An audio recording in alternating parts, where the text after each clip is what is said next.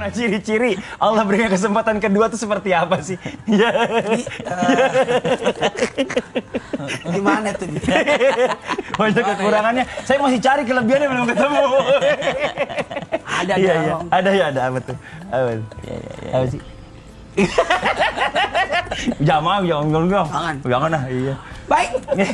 Masya Allah, tabarakallah. Makasih banyak tim Islam itu Indah. Di balik musibah, tim Islam itu Indah mengambil tema yang menarik sekali untuk mencari keajaiban Allah. Bukan dalam mengeluh, tapi mengambil hikmah di balik peristiwa itu. Dan buat kita, tidak ada manusia tidak luput dari musibah. Karena sesuatu yang tidak menyenangkan dijadikan sesuatu yang menyenangkan.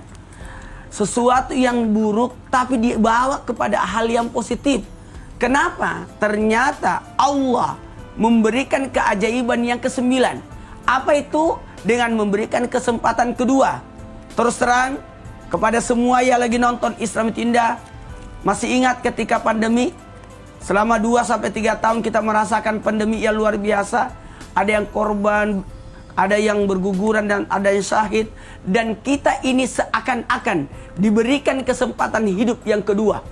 Bahkan ada saudara saya Mas Padli yang kena COVID berapa kali? 2 kali.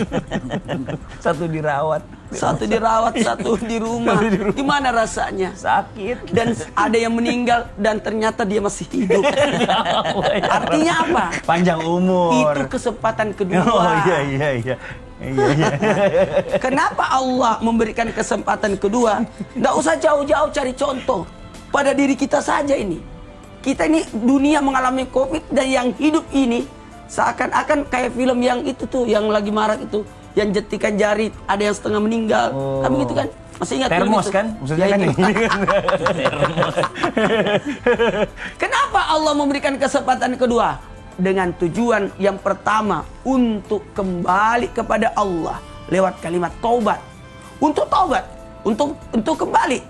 Taubat itu kan artinya kembali. Kembali untuk kembali mengingat Allah, kembali untuk disadarkan, kembali untuk memperbaiki diri. Seharusnya kita ini setelah merasakan pandemi ini, kita harus makin dekat kepada Allah.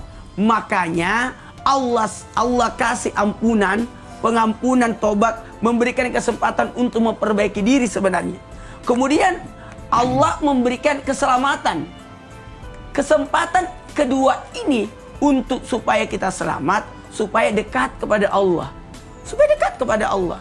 Ini yang harus kita ambil pembelajaran, bahwa ketika manusia diberikan kesempatan kedua, berarti orang itu disuruh dekat kepada Allah. Dan yang hebatnya lagi, ketika orang diberikan kesempatan kedua, sesungguhnya dia diberi hidayah oleh Allah.